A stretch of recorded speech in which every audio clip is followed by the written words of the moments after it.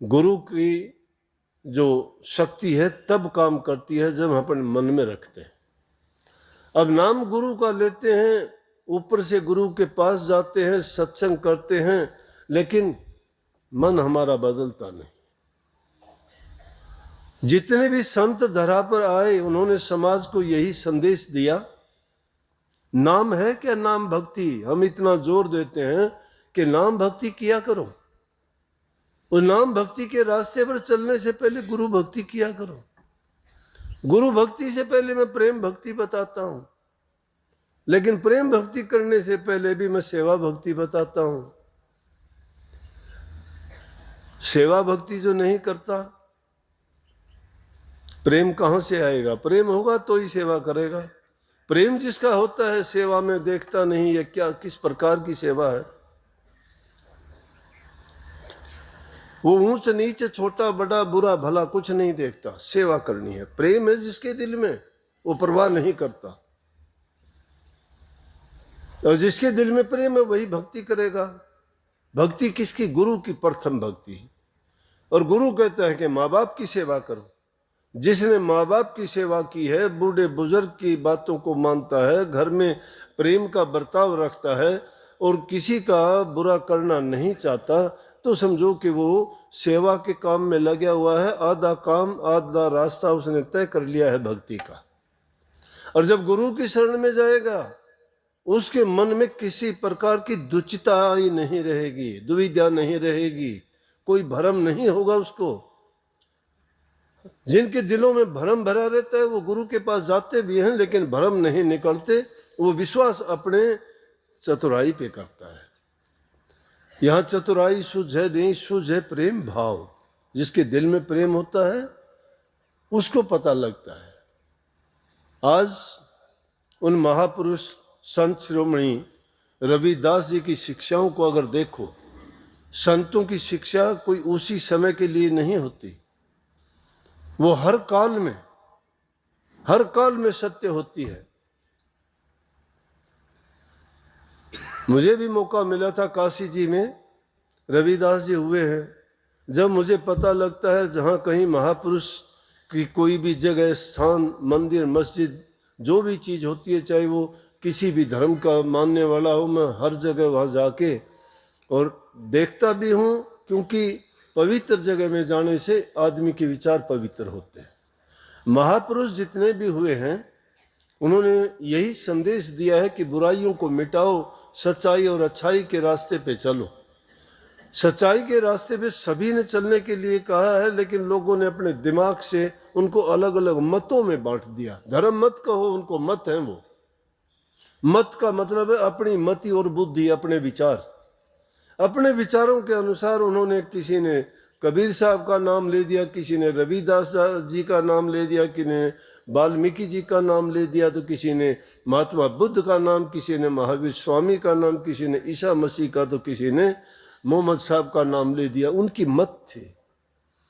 उनके जितने भी मानने वाले थे, उनके मानने वाले ने दूसरों को नकार के अपने को ही मानना स्वीकार किया। लेकिन अगर समझ और बुद्धि से काम लोगे तो आप पाओगे कि संतों का सबका संदेश यही है, मानव कल्याण का। और उनके कल्याण के में उस वक्त में समाज में जिस प्रकार के हालात होते हैं, उन हालात को देखते हुए संत उनके भ्रमों को मिटाते हैं। उनके दिलों से जो आडंबर और पाखंड फैले होते हैं उनको दूर करते हैं।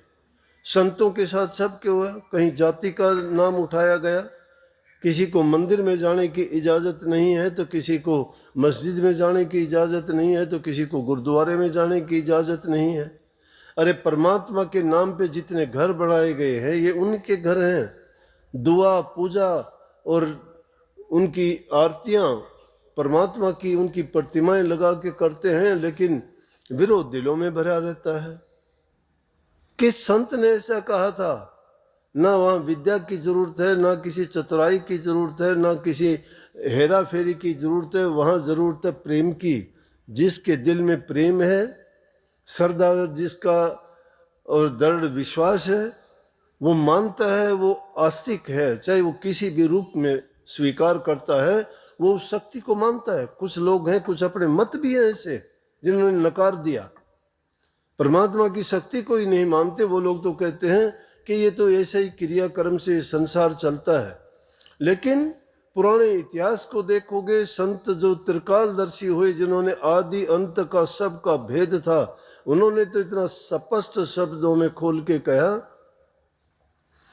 कि ये 84 लाख प्रकार की योनि है और उन योनियों में जीव अपने कर्म करने के अनुसार कर्म भोगने के लिए ऊंची नीची योनियों में जाता है, जाना पड़ता है। और उनमें सबसे उत्तम योनि इंसान की है, मनुष्य की है। इसलिए मनुष्य क्यों है वो, उसका मुख्य कारण यही है कि दूसरी किसी भी योनि में जाओगे, उनमें सुधार करने वाला, उनको रास्ता दिखाने वाला या उनको कोई संदेश और उपदेश करने वाला कोई जीव नहीं होता, और दूसरे जीवों की भाषा को समझते नहीं हैं। एक मनुष्य योनि ऐसी है कि जिसमें संत सतगुरु का रूप धर के वो आते हैं, उसी भाषा को बोल के उन लोगों को उन्हीं की भाषा में संदेश दे के सुधारने का काम करते हैं, बाकी किसी योनि में नहीं। वो भोग योनियां हैं सारी की सारी।